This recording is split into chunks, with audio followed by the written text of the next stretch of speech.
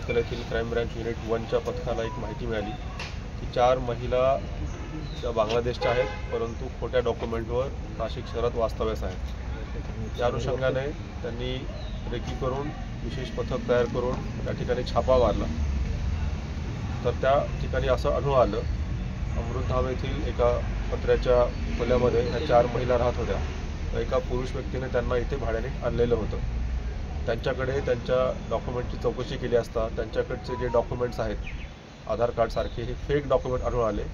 परत त्यांच्याविषयी गुन्हे शाखेच्या पथकानं अधिक चौकशी आणि तपास केल्यावर त्यांची खात्री पटली की ह्या 4ही महिला बांगलादेशी आहेत व आणखी एका व्यक्तीने, जो दास नावाचा व्यक्ती आहे, त्यांनी यांना खोटे डॉक्युमेंट बनवून दिले।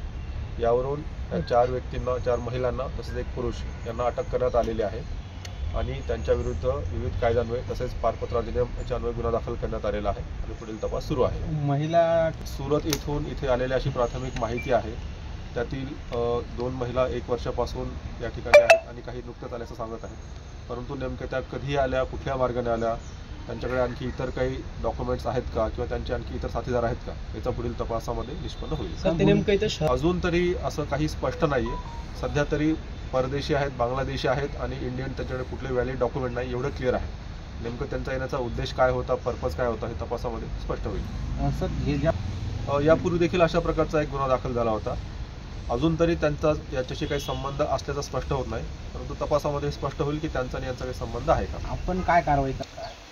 आता याच्यानंतर यांना माननीय न्यायालयापुढे हजर केलं जाईल आणि परत कोर्टाच्या निर्देशाप्रमाणे पुढील डिपोटेशन वगैरे कारवाई होईल। सर, किंवा पुरुष आहेत का बांगलादेश? सध्या तरी ह्या 4 महिला आपल्या निदर्शनास आलेल्या आहेत। बांगलादेशींविषयी चौकशी आणि सर्च मोहीम सुरूच आहे कंटिन्युअसली।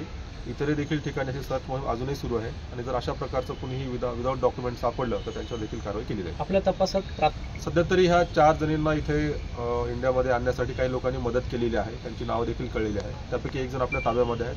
इतरही त्यांचे आणखी इंडियामध्ये आणण्यासाठी काही मदतनीस असू शकतात, त्यांचा देखील शोध घेतला जाईल। ज्या व्यक्तीने त्यांना इथे आणलेलं आहे भाड्याने, तर जो कोणी व्यक्ती आहे तर त्यांची देखील चौकशी करून त्यांच्यावर देखील जर शक्य झालं तर कारवाई केली जाईल। ओके।